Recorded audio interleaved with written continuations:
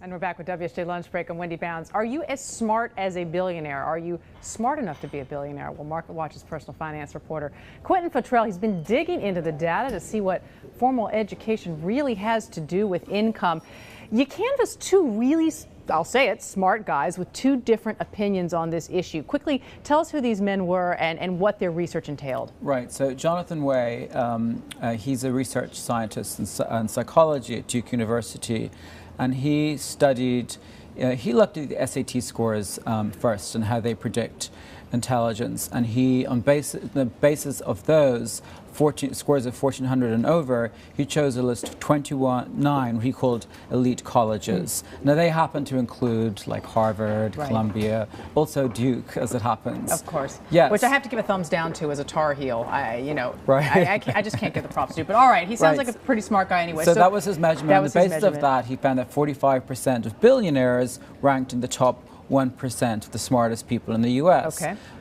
Based on those measurements. 41% of senators ranked in the top 1%, 40% of federal judges, and just 39% of Fortune CEOs. All right, and on the other side, the other gentleman you interviewed, he says that's not necessarily the reason why they're making all this money.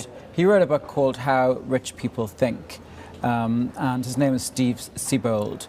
And he, over the course of 29 years, has interviewed about 1,200 multimillionaires and billionaires, including well-known people like Donald Trump, who interestingly, I noticed on Sunday tweeted, "I know that some of you may think I'm tough and harsh, but actually I'm a very compassionate person with a very high IQ, with a strong common sense." And modest. Right. And modest. Notwithstanding. Yeah, Trump is very modest. All right, so let's look a little bit about that. So people might say, so first of all, where did Trump go to school?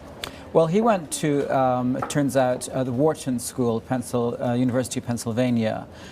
So that was also in the 29 listed, so he got lucky in that. He got lucky. But actually, in both cases, both Siebold think that Trump is really smart because he says he has he's interviewed him several times, he says he has a very good concentration span. He can really focus on something, and he uses that as a measure of intelligence. And Steve Siebold says that, well, you know, he's interviewed a lot of 8th grade dropouts who became billionaires, and there are other things, i.e.